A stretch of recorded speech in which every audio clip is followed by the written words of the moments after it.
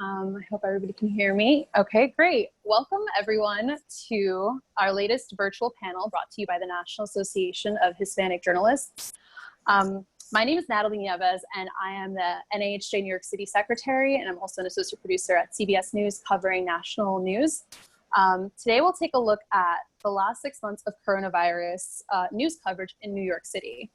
COVID-19 has become one story that we're all following on a global level. And that's unprecedented in today's world of quick clicks and daily breaking news. As working journalists, we're forced to consider the techno-social systems currently in place that are obviously not around during, let's say, prior pandemics, such as the Spanish flu. New York has been especially hard hit, and at one point was the epicenter of the virus here in the United States. Before I introduce our panelists today, I would like to thank the NAHJ New York City Board for all their help in putting this together.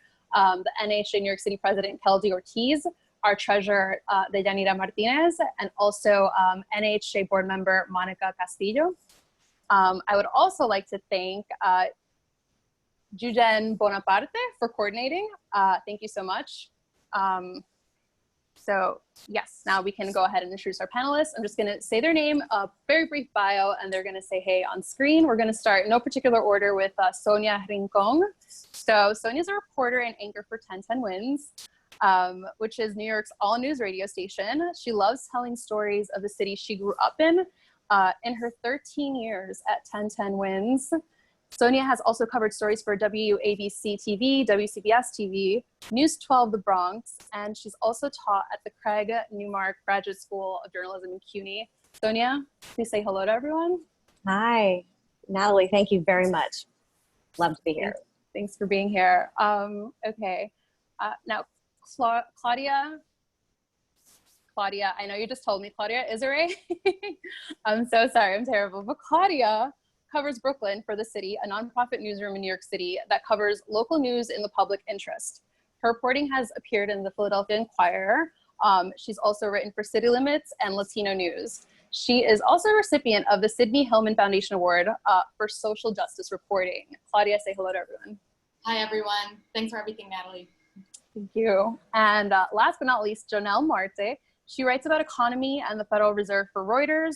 During the pandemic, she has written about the delays jobless Americans have faced while receiving unemployment benefits, the struggles of small businesses trying to secure aid, and how job losses have disproportionately hit women, particularly single moms. Before Reuters, Jonelle wrote about consumer finances for the Washington Post and Wall Street Journal, and we're very happy to have you here, Jonelle. Hi. Hi, thank you so much for having me. Great. I just want to say, unfortunately, Eliezer Marte is unable to join us this evening. He has a prior commitment, but we hope to see him on a future panel. Okay, great. Thank you all for joining us tonight. If you're watching at home and you have any questions, please be sure to put them into the chat function, and we'll ask them at the end of the panel. Okay, now to dive right in, tell us, each of you, whoever wants to go first, can just tell us about a particular story that you've covered in the last 6 months since coronavirus has hit the US. I know the first case was reported back in January out of Washington, and then slowly our first case here in New York State occurred in March. But you all work for different, obviously news orgs, and some of you different mediums. So it'd be interesting to see which story you have personally covered that kind of really delineated the impact that coronavirus would have, and really drove home what a major story it would be here in New York State or New York City. So whoever wants to go. I can go first. Okay, great. For me, what really had an impact was that PPE shortage at the beginning of the crisis in New York, when it was mid and late March, and when nurses and healthcare workers were outside their hospitals protesting and saying, we only get one N95 mask for a week and we need one a day. And the fact that they had to ask for that, and just hearing that in their voices with radio, obviously it's all audio. So hearing that desperation from them and talking to them on the phone and even covering it in person with a long boom mic and trying to stand 6 feet away with masks. And there were so many unknowns then, but the PPE shortage was so scary and so real at the time. And for healthcare workers to not have just the basic PPE that they needed, and for them to be out protesting when they needed to be inside caring for their patients. But it was so important for them to go and get that message out to the public because it was so urgent. That really, really drove it home for me, covering some of those protests.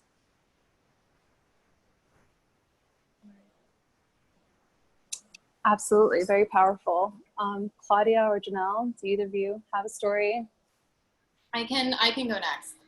For me, in terms of coronavirus coverage, what really stuck out for me and what I really sought out from the get-go was how the pandemic was really going to exacerbate, or at least bring to light, for a lot of folks, the social inequality issues in the city, in particular for Latinos in the city and for folks who are undocumented or families that are, mixed status household families. A couple of the first questions that came to mind when the pandemic started and the lockdown was announced was, how are undocumented folks going to get stimulus checks? How are they going to qualify for welfare? How is the social safety net going to expand to support these families and these individuals? How are frontline workers, Latinos and of course a lot of Black people and African Americans in New York City occupy a lot of the jobs deemed essential. Like we're talking about custodial workers, janitors, taxi drivers, grocery store workers, warehouse workers, and how, this was gonna have an impact on those communities in the short and long term. And that was something that, unfortunately, I feel that like a lot of advocates really wanted to see more support for these communities, and we're really hoping that the social safety net would expand in order for these families to get the support that they needed at the state and the city level. And it is something that we're going to, it's a story that will keep going long after the pandemic is over, and that the city will be reckoning with for long after the pandemic is over. So for me, tagging on to what Claudia was talking about, I write about things from the economic side, right? So following, especially in New York in the beginning, the challenges that people face with getting access to unemployment benefits. And, that was one of the main storylines for me at the start, because you don't have work, you don't have a paycheck. And for many people, they were going weeks or months, and some people are still waiting for that. Now, of course, it's worse in other parts of the country, I think now, but I do think that the challenges, the anxiety that people are facing, not only the health crisis, right? My family, like not me, but like people whose families were directly affected by this, and then they couldn't work. And then as well, looking at the inequality component of it, it was a lot of workers of color, Latino, Black workers, women in particular. That was another storyline that I followed, which was the types of jobs that were lost were jobs that were disproportionately held by women, held by immigrants, held by women of color. And those are the people who are least prepared to deal with a prolonged period of joblessness because of the fact that wages are low, and because of the fact that they have a harder time saving, may have harder access to things like unemployment benefits or loans or other programs.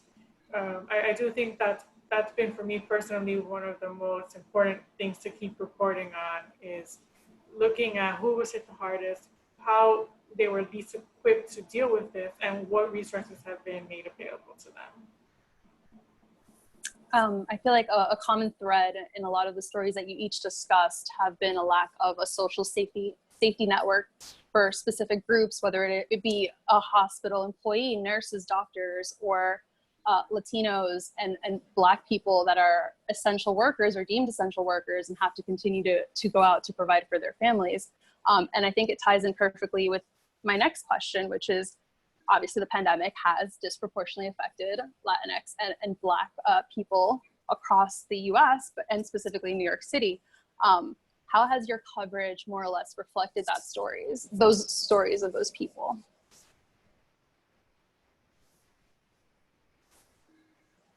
whoever wants to take it. I can jump right ahead.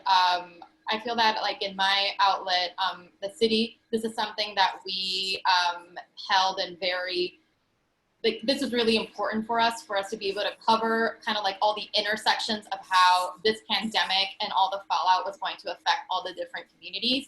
And for me personally, in terms of covering how this would affect the Latino community and how this did affect and is affecting the Latino community, was focusing precisely on the industries and, you know, in the labor groups and the sections of society, you know, where Latinos are employed, where Latinos live in New York City, the different neighborhoods and the, you know, the areas where Latinos live, and how people were surviving and reacting to the virus from there.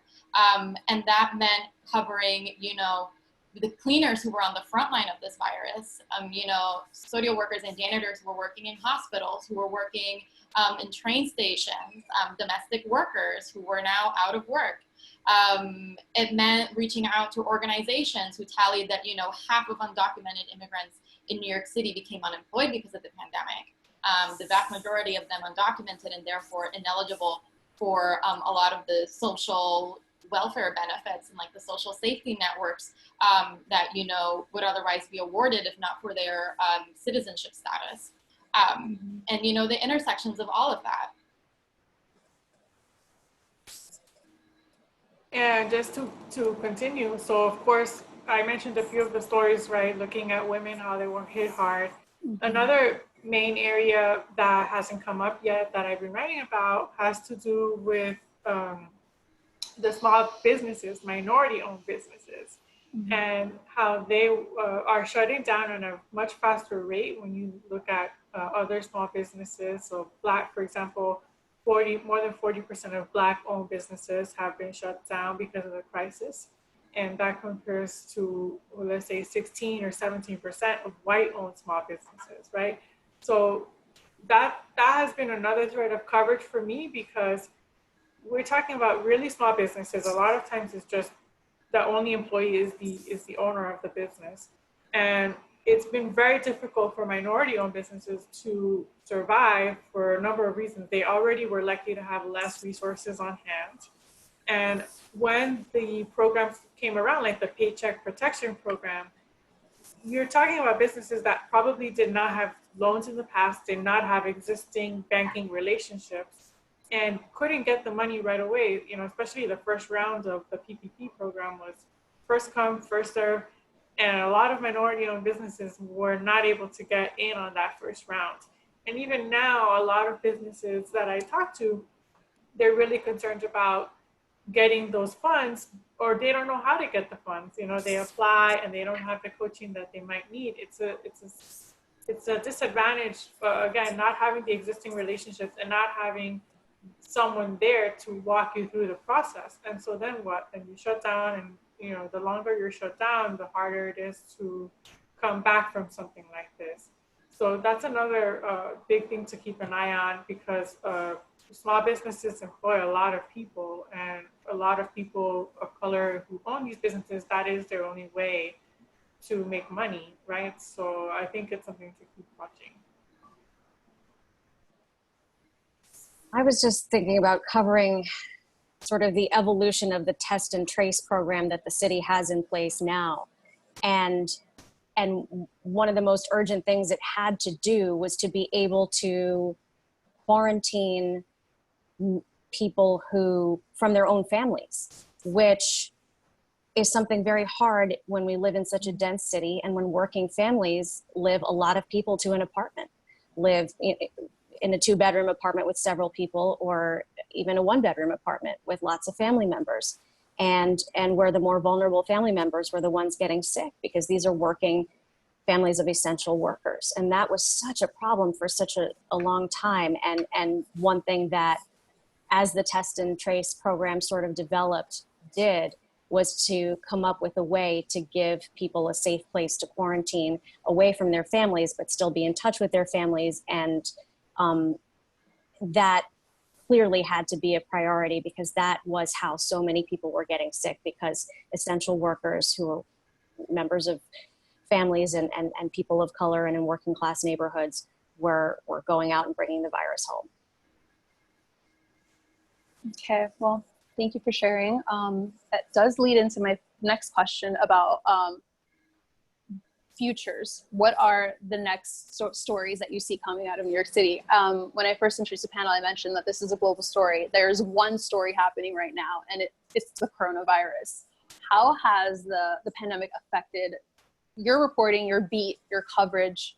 I feel like we've all had to quickly scramble and become experts in policy or health or healthcare that aren't necessarily aligned with our original beats or stories that you may be interested in covering.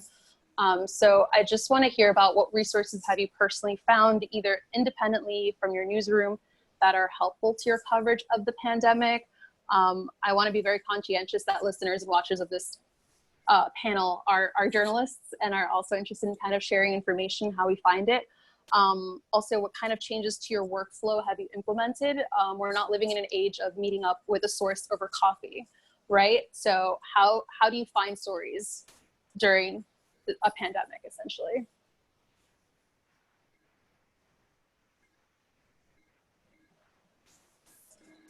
I can go first. That's been such a challenge. It has been really hard to not be able to put a microphone in someone's face and to get nice, clean audio, and to have to cover things over Zoom where the audio is not as clear, where you don't get to just ask a question, and to have to interview people over the phone or over FaceTime. And it's just not as personal. And I feel like I don't, not just the audio quality, but just the quality of the conversation and the interaction with people. I feel like that's been really hard for radio to adapt to.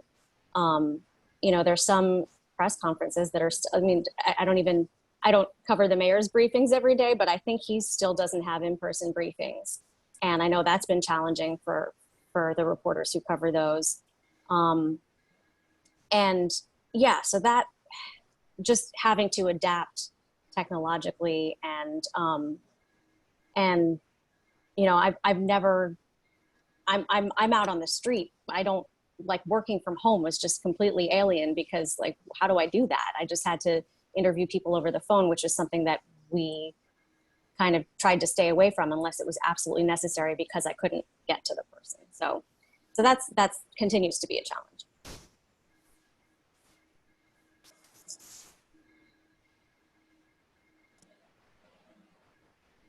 For me, I'm used to interviewing people over the phone because we have a very national audience. So even though I'm based in New York, that doesn't mean I don't write about something that's happening in California or that I'm not talking to people who live elsewhere, right? So I'm used to that. Of course, one thing we can't do is, before, if I had something that was really kind of based in a certain location, I would go, and now I don't get to go. It's, you know, whatever we can find out over the phone, or if we have a photographer over there. You know, in terms of looking for stories that, ever since this, you know, I write about the economy, we're in an economic crisis. So now there's so much to do. The stories are everywhere for me.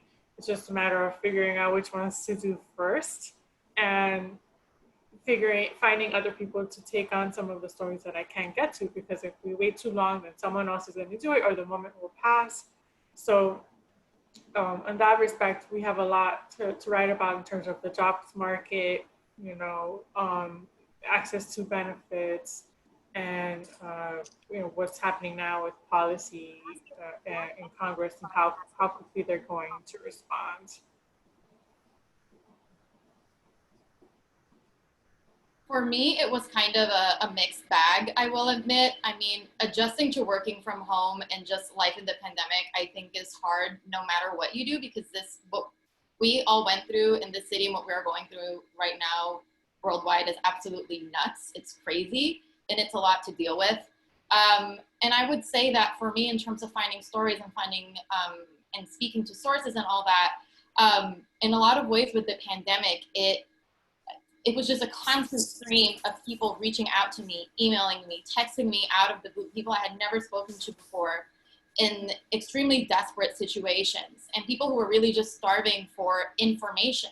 You know, why can't I get tested? Where can I isolate if I live with 7 people in my 2-bedroom apartment? You know, why can't I find masks? Why can't I find gloves? And it was kind of like recalibrating my reporting into just kind of like being kind of like on that, you know, kind of like metabolism of not really just cranking out stories, but really kind of like shifting to like really being a service. I feel like that's what this pandemic really came to, like what this pandemic really forced into focus for me, is that what we're doing is a public service. And it's not just about having a good story and like bringing issues to light that people deserve to know about and that deserve attention, but also being a service and being a source of information for people is really important and a crucial part of the job. That said, you know, working from home, really hard. The first couple months of the pandemic, I found it extraordinarily difficult to kind of unplug. And I started feeling a little burnt out, which I guess we all were, I think it's safe to say. But it was because of that, you know, urgency of the issue. And it felt and it feels very gratifying to ask, you know, tough questions on behalf of New Yorkers. Yeah. Absolutely. Thank you. I'm just gonna quickly get to a few questions we've been asked by people watching. As a reminder, if you have any questions, be sure to post them. The first one is from Talia Juarez, and she asks, what themes or topics related to COVID-19 do you feel are not being covered enough at a local level?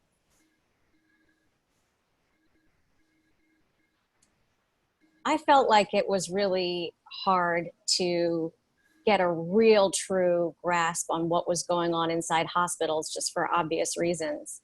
I mean, safety, privacy.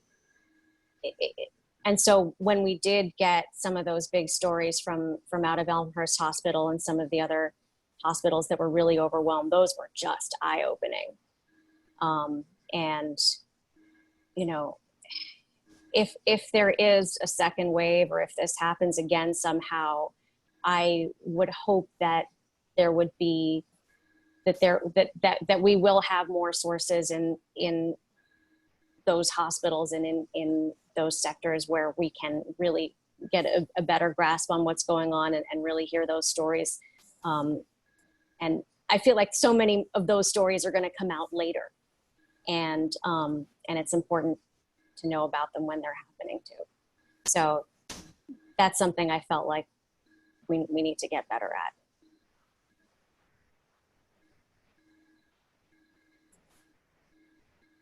Absolutely.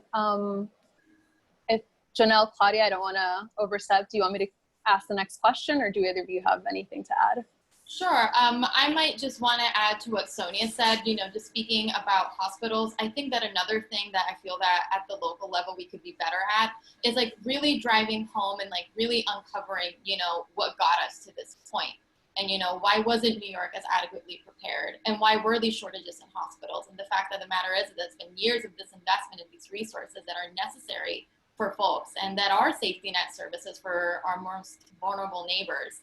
I feel that, you know, there's a lot of work to be done in that respect, and really showing, you know, kind of like the long-winded ways in which this was a crisis in the making, you know, even before we knew there was a pandemic, and how the city and how the state was not prepared to something that was deemed inevitable many months before it started.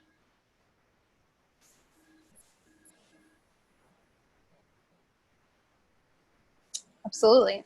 Thank you. Lisa Kovitz asks, with the additional 600 unemployment benefit about to end, how are you planning to cover that impact that'll have? Also, it's up against a lack of childcare if someone does get a job or receive employment. And I feel like Janelle would be the best person to kind of talk about this. I'm going to toss it over. Yeah, thank you. Thank you for asking too. I'm glad that people are interested in this, because it's something I spend a lot of time thinking about it. Even on my days off, I'm thinking through, okay, well, how is this going to play out in the economy and for families? And what are the things that we really need to be writing about that we haven't gotten to yet?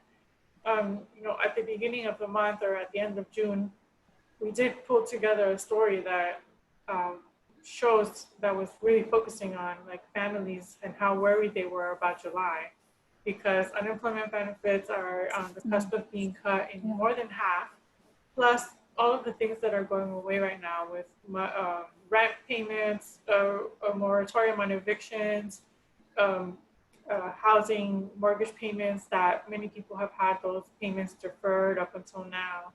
So, I focused the story on a family in Hawaii, of all places, I guess, but, Hawaii was really hard hit because it's so heavily,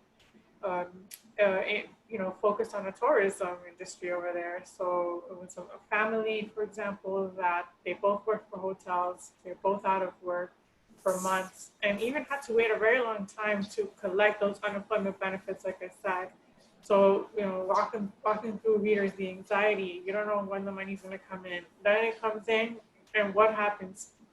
People save the money. This woman was saving the checks because she's thinking, I have 2 kids.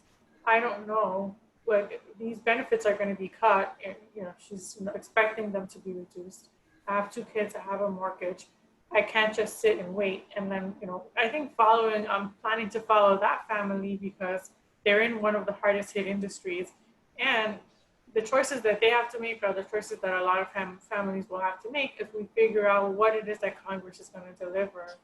And it's stuff that comes into play in spending. I've written a little bit about how families that got these checks, according to some studies, they spent more once the money came in than they did beforehand because, these are low wage jobs, and having the supplement allowed people to keep paying the rent. That's another thing. People have been able to pay by and large up until now. And these are the things to watch. Rent payments, what happens, spending on groceries, spending on other things. Because if you're not sure, like this woman is not sure of what's coming, you're gonna save rather than spend. So that's all stuff that ripples across the economy. Let's see, what else? Yeah, childcare, exactly. I've already written about women being hit disproportionately by the job losses, and now are they able to get back to work, especially single moms that were hit even harder than a lot of other demographics. So what's going to happen to women in the workforce going forward, career options? Those are the kind of things that I'm going to be writing about, and welcome any ideas. Fantastic. Thank you so much, Jonelle. I didn't mean to toss it directly to her. Claudia, Sonia, if either of you have any input, I'd be thrilled to hear it. I mean, yeah, I agree with everything Janelle said. I think another subject that I have been covering so far, and I'm definitely going to be looking ahead, looking at, as Janelle mentioned, the impact of the economy and the housing instability crisis is homelessness. New York already had a homelessness crisis long before this pandemic started. 1 in 10 children in the New York City public school system are homeless. An estimated 60,000 homeless New Yorkers, reside in the city right now. And, a lot of housing experts, tenant lawyers, social workers, and people who kind of work in all aspects of the social safety net do expect this issue to worsen as a result of the pandemic and people not being able to make rent or, support their livelihood. And it's a subject that I've been covering so far throughout the pandemic from the very beginning. And it's something that I think it's going to be kind of like the subject once the pandemic is over. Great, thank you, Claudia. I'm gonna ask another question here. How do you use your reporting to stay relevant on a topic that's changing every day, every week? How are each of you, what systems have you guys implemented ever since the start of the pandemic, and how quickly it's developed to kind of stay on top of it, especially, we're talking April when things are really, picking up.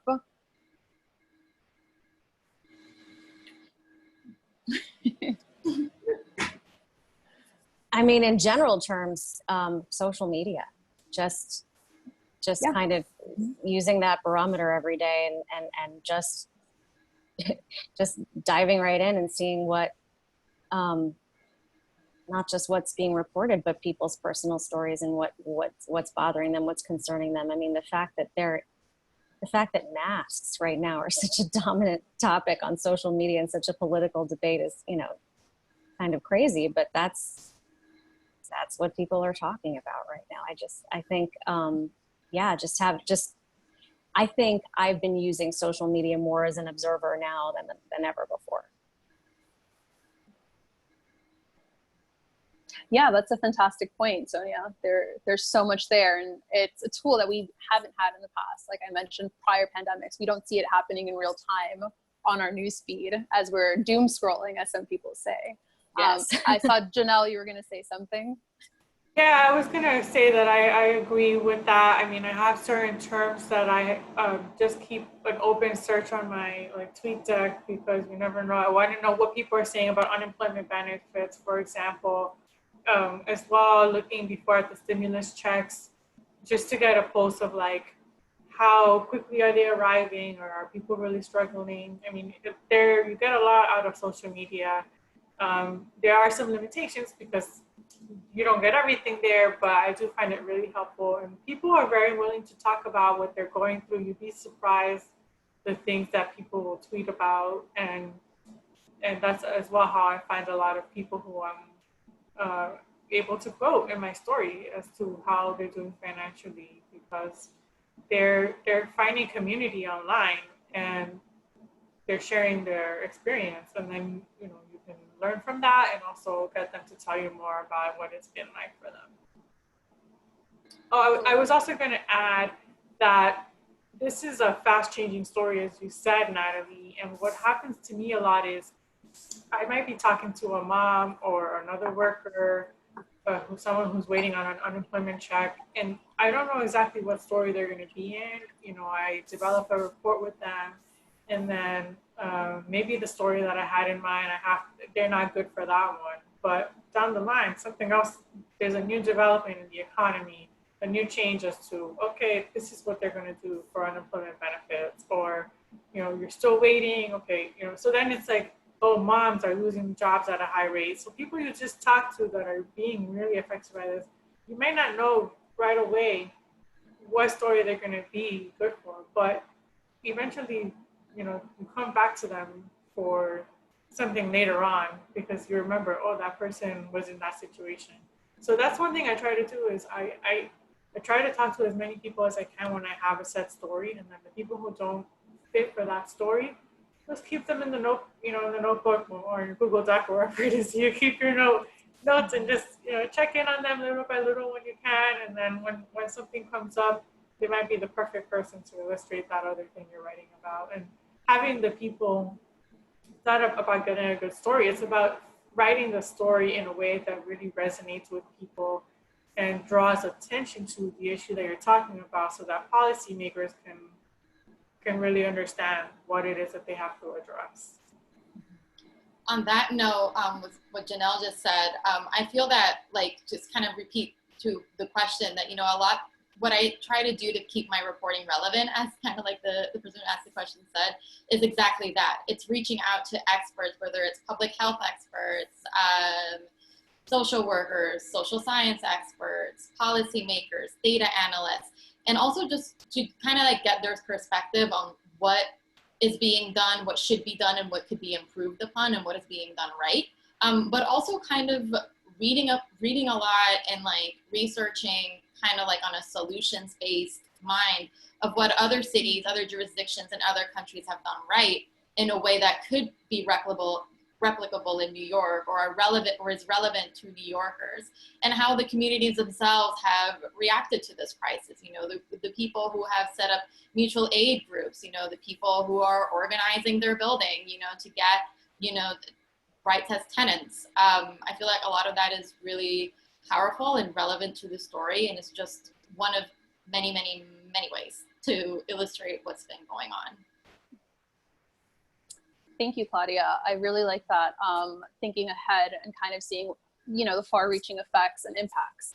One of my questions, as reporters that have, written about a story or created stories around the former epicenter, what advice would you give to journalists that are not covering, let's say, Florida, Texas, California, other major cities that are now being very hard hit by the pandemic? What advice would you impart, or what do you wish you knew going into covering, the epicenter of the pandemic here in New York City?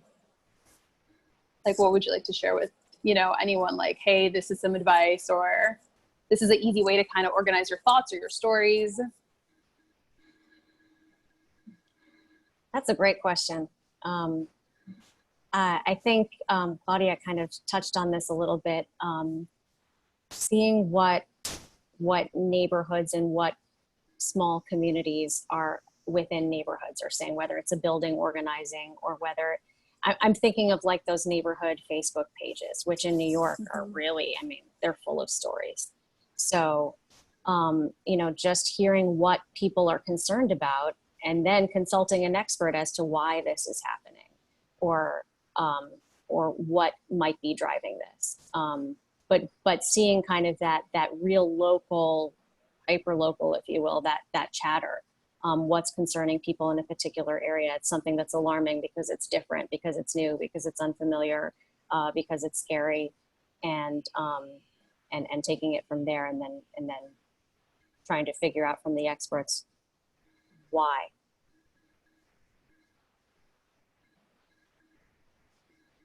Yeah, I would say adding to what Sonia said, just exactly that. Like, especially if you're a local reporter and you cover, you know, like any local, like specific neighborhood or area within your city or your state, I think like the same kind of rules for any kind of journalism or any story apply, which is let your audience, let your community guide you and like hold your hand and show you to what you should be covering and how you should be covering it. And just in terms of what issues you should cover and how you should cover them, you should just, you know, follow your gut, keep holding power to account, keep highlighting both the good and the bad going in communities and how people are coming together, you know, in these really difficult times to kind of like confront this virus.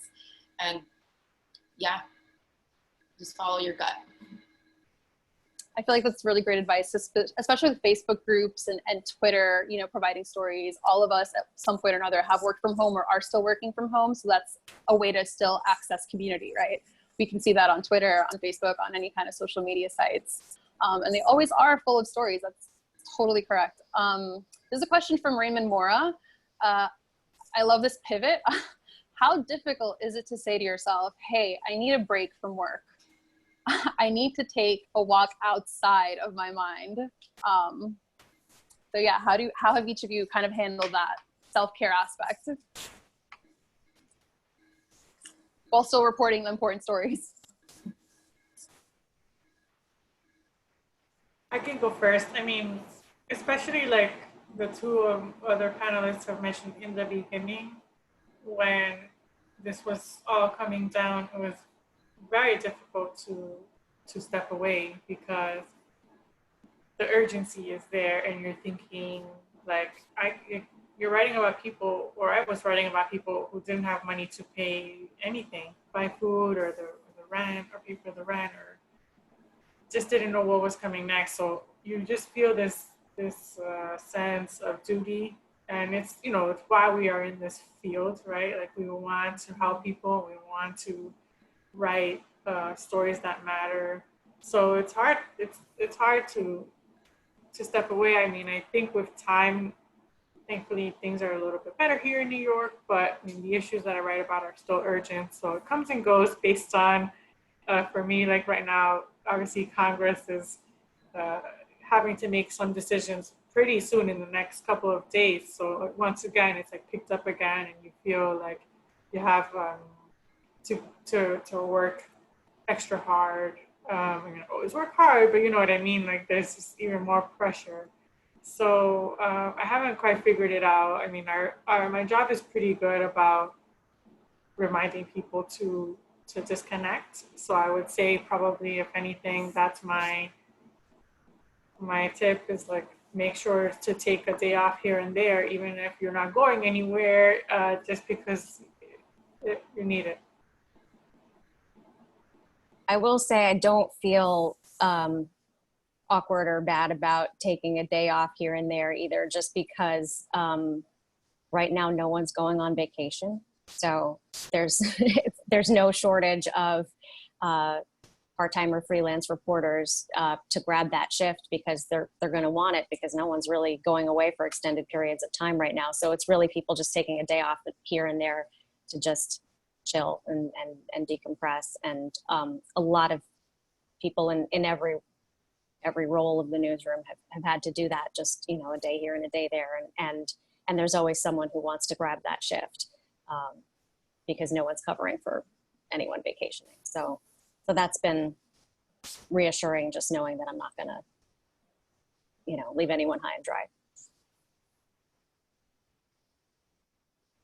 For me, it was kind of a rough adjustment. I'll admit that I was not all that good at that self-care stuff for the first 2 months of the pandemic. Like, I feel that, and I don't know if this is the same for you, Janelle, Sonia, and Natalie, but like at the beginning, you know, I'm working from home all day and there's really nothing else for you to do. So for me, it was like I would wake up first thing in the morning, I would grab my laptop, start working, and I wouldn't stop until 12, 14 hours later. And it was really long days, long weeks, no rest on weekends as well. And I really just reached a point where I was like, this is not sustainable. And it was just a matter of really setting a routine for myself, having those couple hours in the morning right after I wake up just to myself and no screen time, you know. And, you know, if I am committed to working 8 to 10 hours on that day, like on any regular work day, just knowing when to like unplug and shut down, taking a couple hours to yourself, stretch, eating right, exercising, getting your steps in. It was a trial and error, and it took a lot of effort to kind of like have that discipline, especially because this is such an important story, and it's not something like, it's something that in many ways is happening to us as well. So it's really personal. But long story short, it was just a matter of kind of like setting discipline and like really being, you know, strict with myself and knowing what my limits are. And yeah.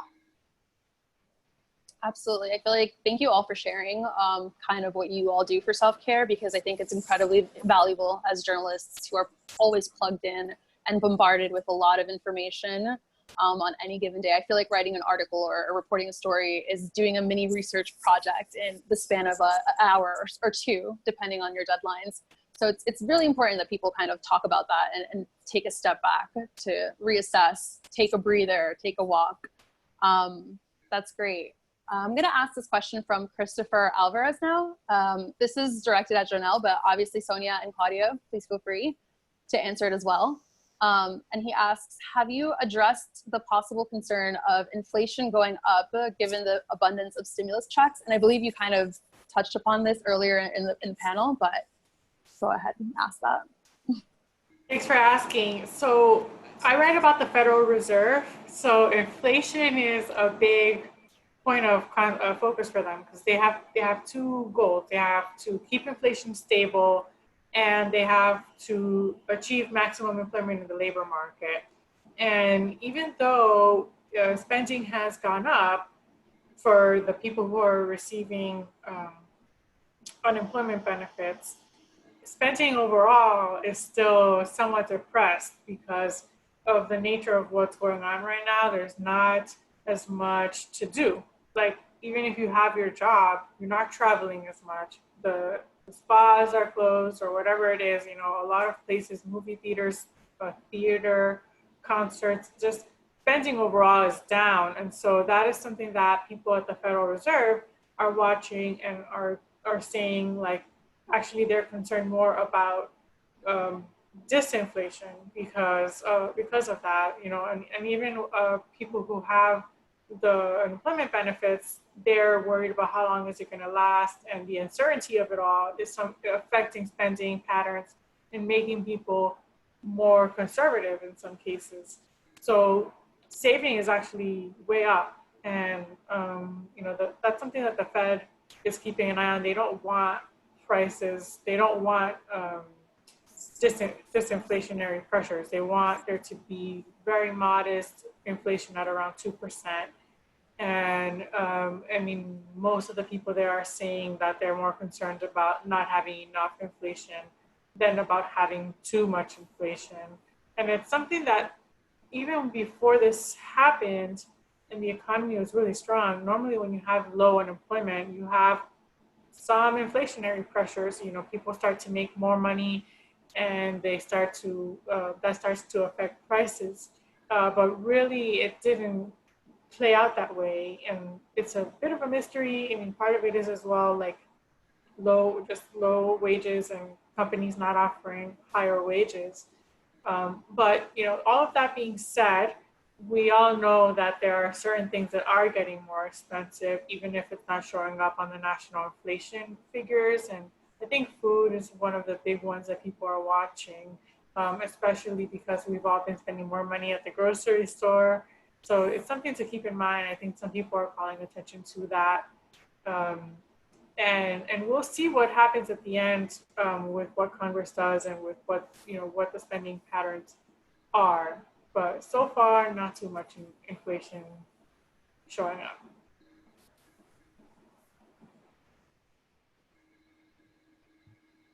I'm not going to do it to you, Sonia and Claudia. I'm going to go ahead and ask the next question from April Joyner, which is very interesting and something I'm a little bit curious about as well. It's been interesting that the coronavirus story has intersected with the big reckoning regarding racial justice. And there have been many stories addressing both, which we have discussed also how, coronavirus has disproportionately affected brown, Black, and women, people of color here in New York. Do you have any concerns about the intersectional coverage dropping off as the months go by?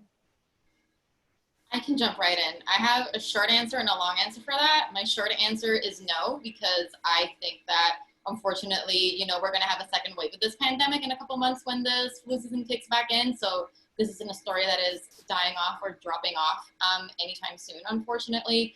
My long answer is, that, as that second wave, kicks in, and as the long-term effects of this pandemic play out in the years and generations to come, really, it is going to be communities of color, Black communities, African-American communities, immigrant communities, Latino communities, women, working families that are going to be disproportionately affected and who are disproportionately affected. And I think that that's a matter of fact that you cannot divorce from the issue, and that we would in fact be doing a disservice by dropping off that intersection. I feel like there's no way to discuss COVID without addressing those issues. I don't even know, especially in the city of New York, how you would be able to cover coronavirus without talking about those things and without addressing those things.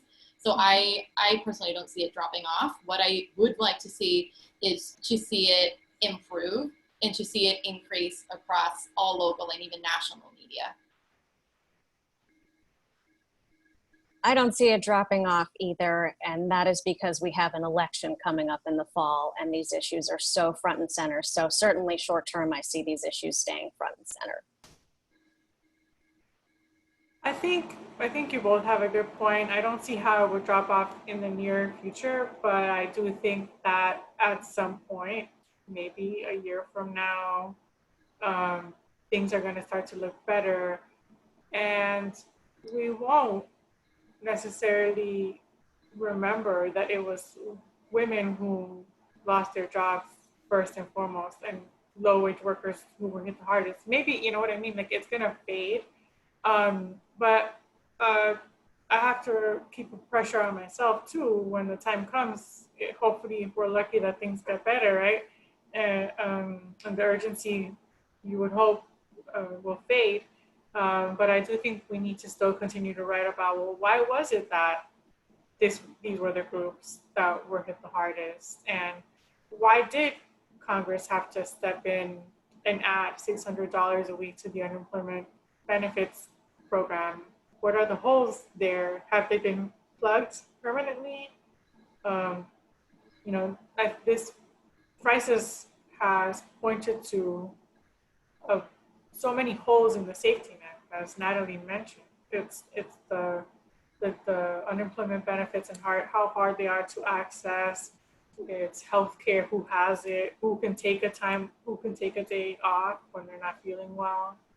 And it goes on. And Congress came in and patched up the safety net, but what about the next crisis? What about as things fade but continue? Because we don't know how long this is going to last. I think we should continue to put pressure on that, and we have to remind ourselves to continue to do that kind of analysis. Absolutely. I know Sonia, Claudia, you're both local reporters. Janelle covers national news. So I feel like New York City can be a bubble, right? And even more so if you're quarantining, you're on lockdown, essentially, you have to stay in place.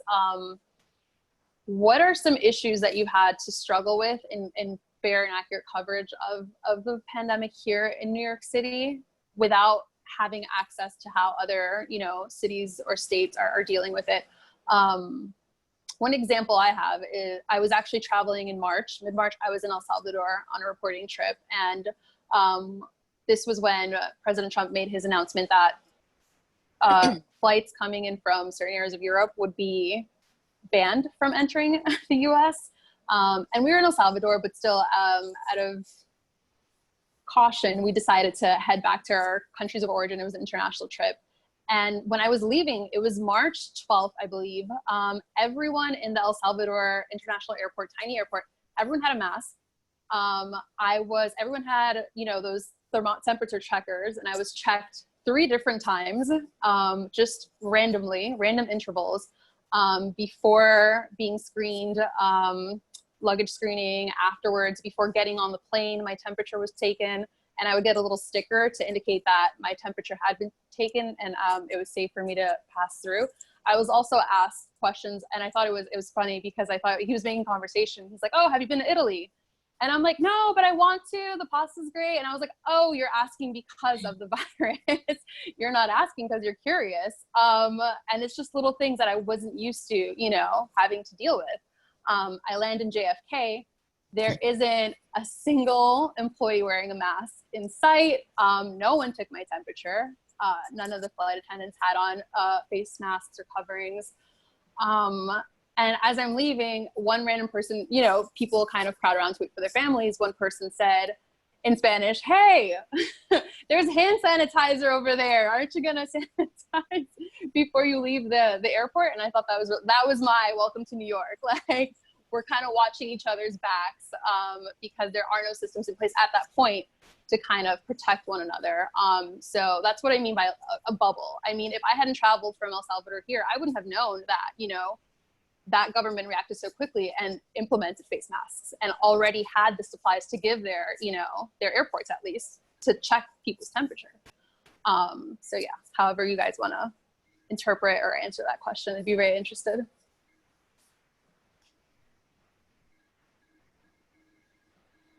I can jump ahead. I think one thing that I've been doing to kind of like address how, the virus reaction in other cities, even in the US or in other countries, is just kind of reading up on what's been going on. And again, like consulting experts. I don't know if that necessarily answers your question, but I think that like as journalists, we're always, curious and nosy and, just, trying to figure out just creative solutions and just like what everyone else is doing in ways that can be replicable here. I always struggle with saying that word. But yeah, I feel like a big part of it, given that we can't, because of the pandemic, we can't always have that lived experience like you had where you were like at that airport and you were able to compare and contrast that deferring experience or like travel to a different state and see how things are going over there. It's like really important to just like stay informed. And always be sourcing, and, just consulting people in your own Rolodex and reading magazines and national outlets, et cetera, and just trying to figure out what everyone else is doing. And also, this is the case, for me, like I have family in Puerto Rico. I'm from there originally. And so in a lot of ways, like my whole family still lives there. And so throughout the pandemic, it was just like this thing of like, constantly having to like compare and contrast what is being done here versus there. And I feel like that's something that a lot of Latinos and a lot of us who are maybe first generation or maybe immigrants also kind of like have that kind of like dual experience in a situation like this. And I feel like that can be an enormous asset in reporting on this issue. I don't know if that answers your question, but. No, absolutely. Very well said. I think one way that has, that the bubble has sort of affected me in a way is that in New York, we were hit so hard. Like we saw how quiet it got. We heard the sirens, and I'm sure a lot of us know people who passed away from it or were very sick from it. And I think even though things are opening up, there's still like some cautiousness. People wear masks more or less, right? And it's like takes like talking to family and friends in other parts of the country to remember or to think about and get a perspective that those same measures were never taken or were not taken for nearly as long as they were here. And so as we write about people's consumer habits or spending habits or cautiousness, it's a, you know, that's why we need to talk about to people, well, for me in other places around the country, because you have to be reminded that not every, you know, there's just a different level of response and different like length for that restriction, and as well approach from the typical consumer as to how they're viewing this and how it's affecting their spending habits. Because otherwise you'd be skewed to just think that everyone is as cautious as like the people you see in your neighborhood, right?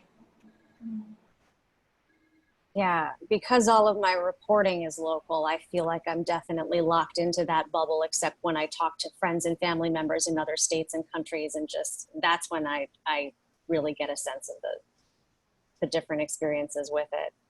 And I have to say I'm grateful to be in New York City, where we learned those lessons and are being much more cautious now and not opening those indoor spaces, because we've seen what's happening in other states that did open those indoor spaces, those bars and where people weren't wearing masks back in May, and now they're really suffering. And you know, having friends and family members in other states and countries has been really interesting, but not reporting on anything outside of New York City. I feel like I am in a bubble, not being able to go anywhere. I feel like even more so.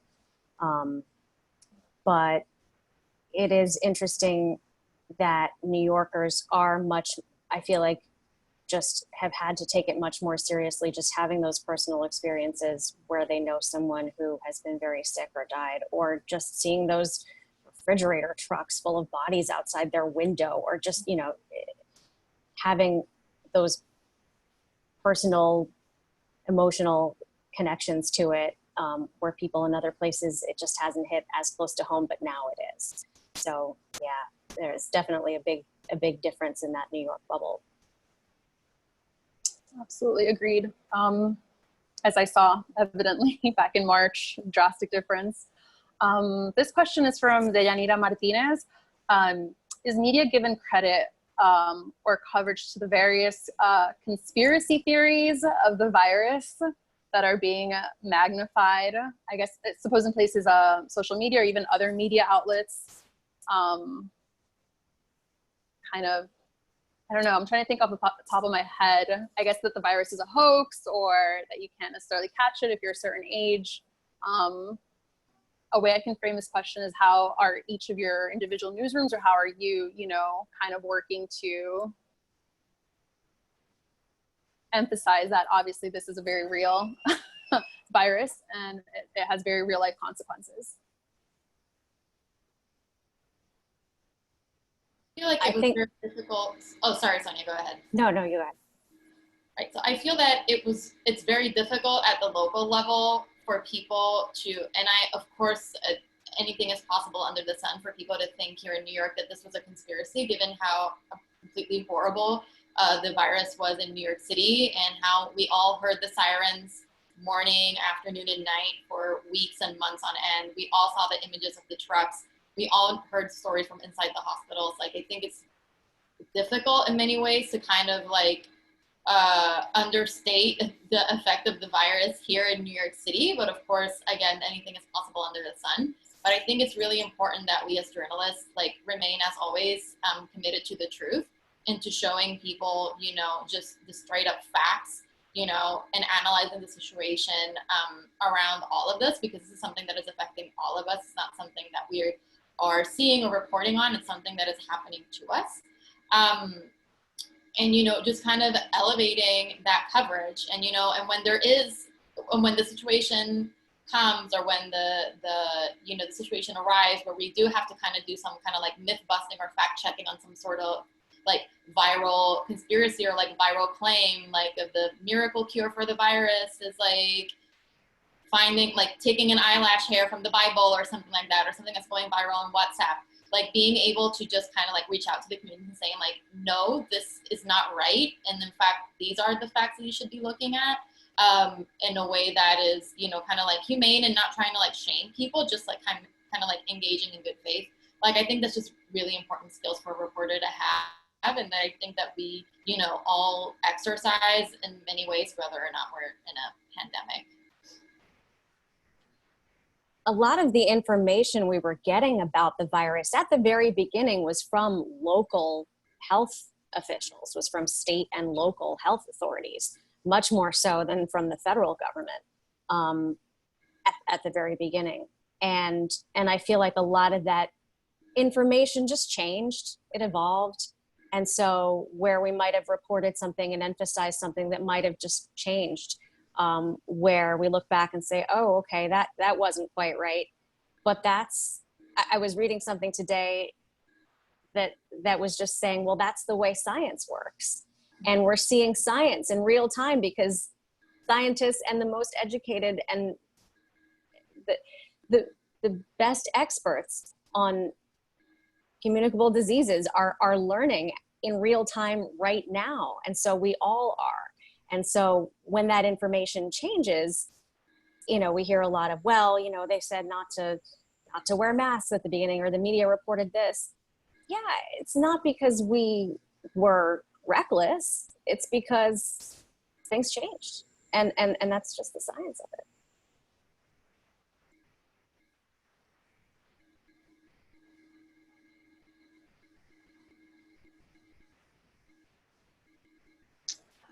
Absolutely. I feel like this is one of those stories that's kind of hard to stay objective because it's impacting all of our lives in one way or another. But we do have to obviously stay loyal and true to the facts. This is another question from Christopher Alvarez. He says, I feel like this is for Janelle also, given that spending has been at rest, do you think amping up monetary policy is a question that should be brought up more?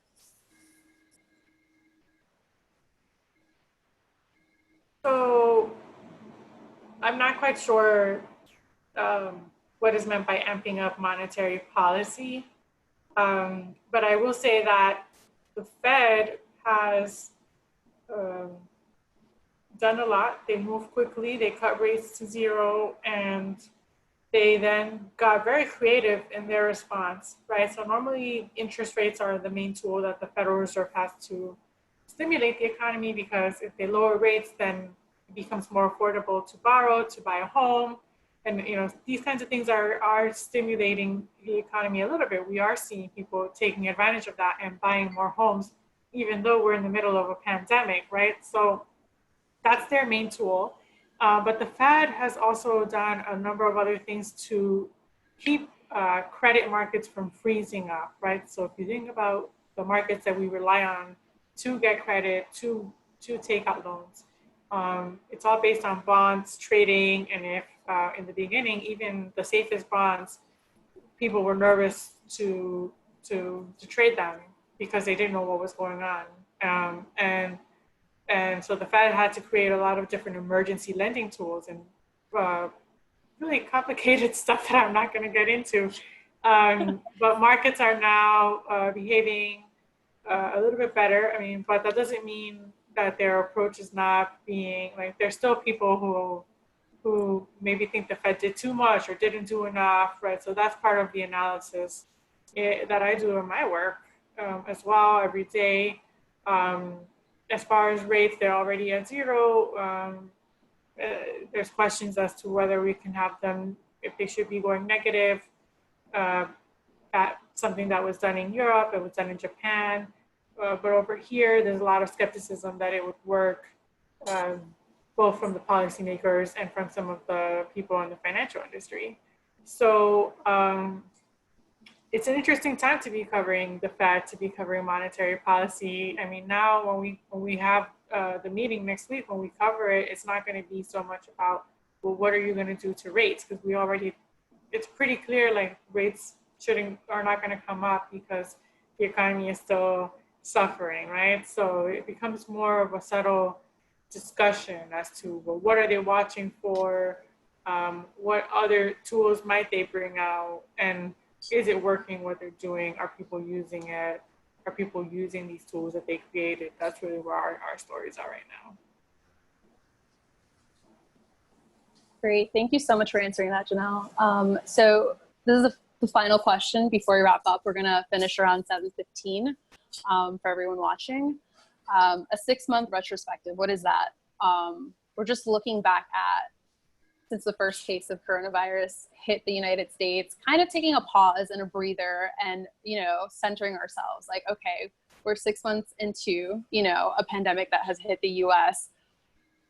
We've covered a lot and learned a lot as we've gone along as journalists, kind of writing and reporting out these stories.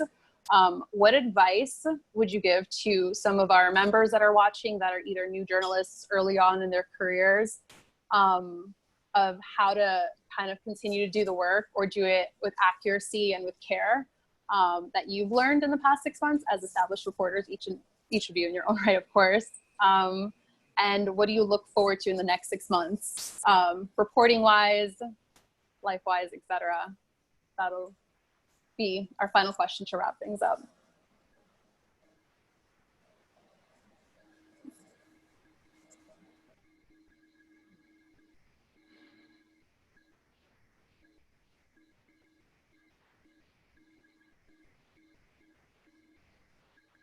I can go ahead. So I feel that, like, looking back on the last 6 months and reflecting on, you know, what this pandemic has been like and the role that we as reporters have played, you know, as I said earlier, I feel that, like, this experience, speaking personally, has really put into focus the fact that what we're doing is a public service. And that, you know, even though this is a topic that is overwhelming, and as Sonia mentioned, it's something that is changing every single day, you know, just because the information and the knowledge of this is changing every single day.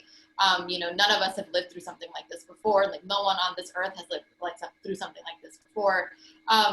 You know, it's, you know, taking lessons from past crises on the one hand, but on the other, you know, it's not getting overwhelmed by the day-to-day in terms of, like, your craft and your job. You know, like, we play a very specific role in democracy, you know, and when it comes to writing a story or sharing information, you know, NBA, news background analysis, you know, always be looking to contextualize what's going on to your readers and your audience around you, and to always try to kind of, like, shift, you know, not just contextualizing, but giving them kind of like analysis, like a kernel of knowledge that they can take away and empower them, empower your audience, empower your readers, your viewers, your listeners into becoming, you know, better informed and smarter about this thing that is affecting all of us. And, you know, in the months and the weeks and months ahead, as in New York, we near the second wave, you know, that's just something that I have in mind. And I certainly hope that we as reporters and we as kind of like the local News Corps have learned lessons, especially from the beginning of the pandemic. And that those lessons and that those takeaways will really come into focus the next time around. Yeah.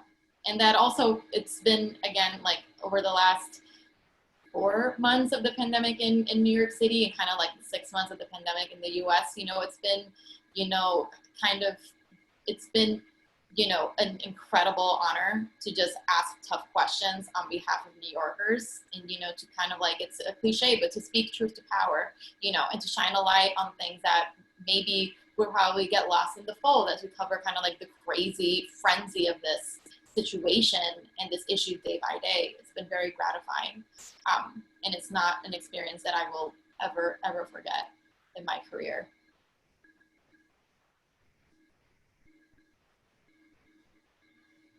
I think because we're using social media so much more than we did before, like we discussed earlier, it's been really harder to keep your ear to the ground in the way that you did before.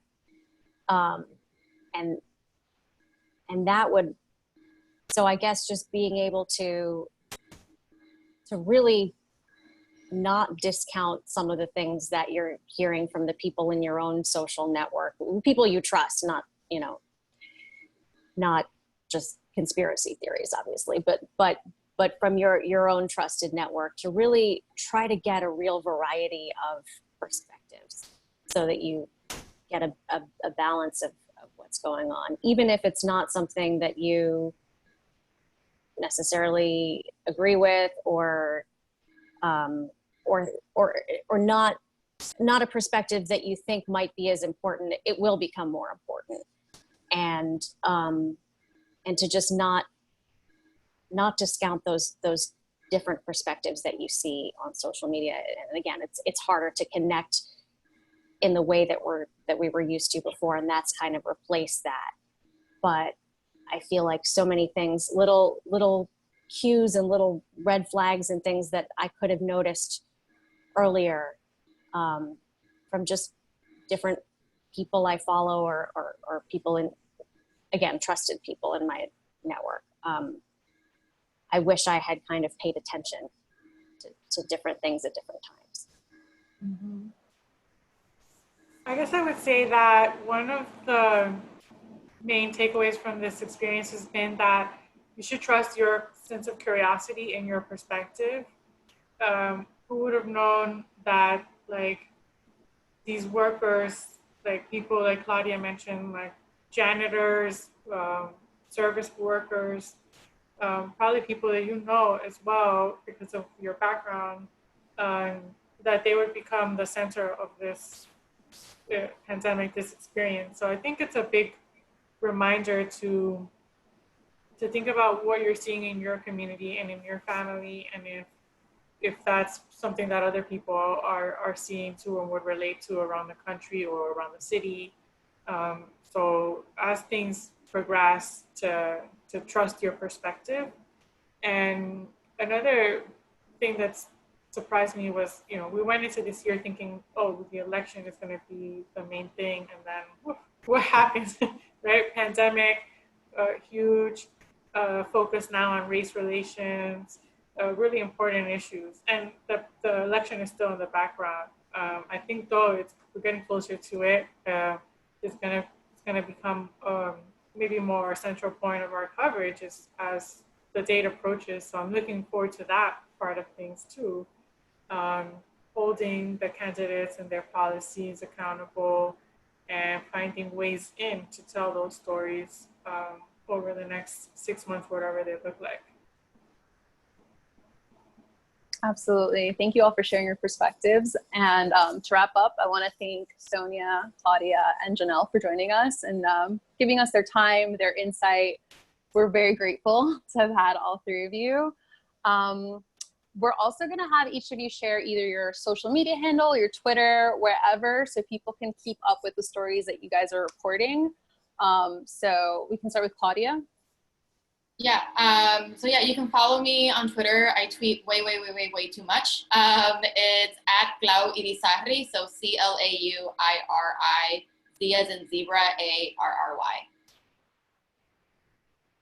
Janelle? So I put it in the chat too, I Perfect. think, or maybe that was just to the panelists, but I'll put it in the attendees. My Twitter handle is just my first name. So it's JONNELLE. Okay, perfect. So we're going to be adding them in the chat as well. Sonia? My Twitter handle is just my first and last name, Sonia Rincon. And I probably don't tweet enough. I'm probably just there lurking too much and not actually sharing enough. I should share more. Okay, perfect. Thank you once again. And if you joined us late, the full panel is going to be available on the NAHJ YouTube channel. We're also going to share it on the NAHJ New York City social media accounts. So be sure to look there. Thank you all. Take care. Thank you for having us. I look forward to reading all of your stories. Thank you so much. Thank you, guys. Thank you.